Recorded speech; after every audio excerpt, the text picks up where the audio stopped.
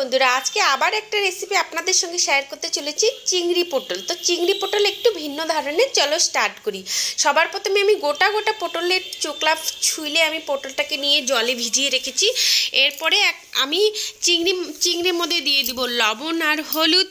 দেওয়ার পরে আমি ভালো করে ম্যারিনেট করে চিংড়িটাকে আলাদাভাবে রেখে একটা পেস্ট বানিয়ে নিচ্ছি। এরপরে আমি পেস্টের মধ্যে দিয়ে দিচ্ছি কাজু, পোস্তদানা, লং, দালচিনি, এলাইচি, এর মধ্যে দিয়ে দিচ্ছি তেজপাতা, আদা। এরপরে দিয়ে দিচ্ছি একটা আমি ছোট্ট সাইজের টমেটো। এরপরে আমি একটা কড়াই বসিয়ে দিয়েছিলাম, কড়াইয়ের মধ্যে তেলটা দিয়ে গরম হয়ে গেছে। এরপরে একটা আলু আমি লাল করে ভেজে নিলাম। এরপরে যে আমার পটলটাকে আমি কেটে রেখেছিলাম সেটাও আমি ওর মধ্যে দিয়ে দিলাম। পটলটা ততক্ষণে ভাজবো আমি যতক্ষণ পটলটা সিদ্ধ না হয়ে যায়, একটু লাল লাল না হয়ে যায়। এরপরে পটলের মধ্যে আমি দিয়ে দিলাম হলুদ আর লবণ। হলুদ লবণ দেওয়ার পরে পটলটাকেও আমি ভালো করে ভেজে নিব। আমি একটু লাল লাল করে ভেজে নেব। আপনারা চাইলে একটু শর্টে করতে পারেন।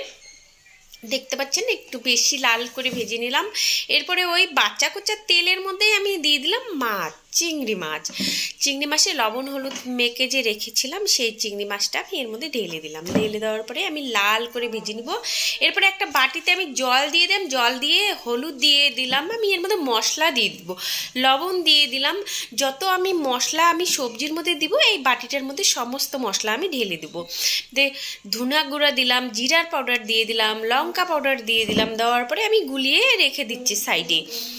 একদিকে আমার চিংড়িটা আমার ভাজা হয়ে গেছে, দেখতে পাচ্ছেন।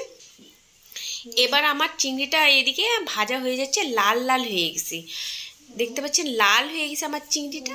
এখন আমি চিংড়িটাকে নামিয়ে নেব। আরেকটা কথা, আমি মশলাটা গুলিয়ে রেখেছি, ওখানে একটু চিনিও দিয়েছিলাম, যে চিনিটা আমি সবজিতে দিব, আমি ওই বাটিতেই দিয়ে দিয়েছিলাম। এরপরে আমি দিয়ে দিছে কড়াইয়ের মধ্যে জিরা দেওয়ার পরে তেজপাতা দেওয়ার পরে যে বাটিতে আমি মশলাটা গুলিয়ে রেখেছি ওইটা মশলাটা আমি আগে দিয়ে দিলাম। দিয়ে তারপরে আমি মশলার পেস্টটা বানিয়ে রেখেছি সেই পেস্টটাও আমি ঢেলে দিলাম। আমি ততক্ষণ মশলাটা ভাজবো যতক্ষণ আমার তেলটা ছাড়ে না, ততক্ষণে আমি মশলাটা ভাজবো। দেখতে পাচ্ছেন আমি এর মধ্যে দিয়ে দিলাম 2 চামচ টক দইটা দেওয়ার পরে আমি সমানে চালিয়ে যাচ্ছি।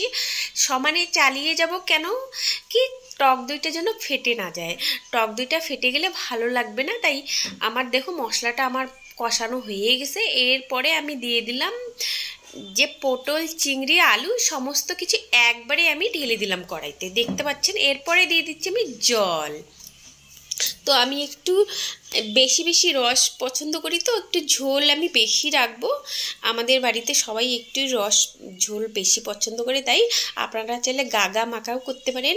দেখতে পাচ্ছেন পটলটা একদমই সিদ্ধ হয়েছে, আমি নাড়া দিয়ে দেখাচ্ছি, দেখতে পাচ্ছেন। আর পটলটা আমি একটু ডিজাইন করে দিয়েছি, দেখতে পাচ্ছেন ডিজাইনটা আমার খুলে যাচ্ছে। আপনারা এই রেসিপিটা জরুর একবার ট্রাই করবেন। আর রেসিপিটা ভালো লাগলে লাইক শেয়ার কমেন্ট করবেন। আর আমার চ্যানেলটা নতুন, একটু পাশে থাকবেন, সাবস্ক্রাইব করতে ভুলবেন না। টাটা, বাই বাই, ভালো থাকো, সুস্থ থাকো।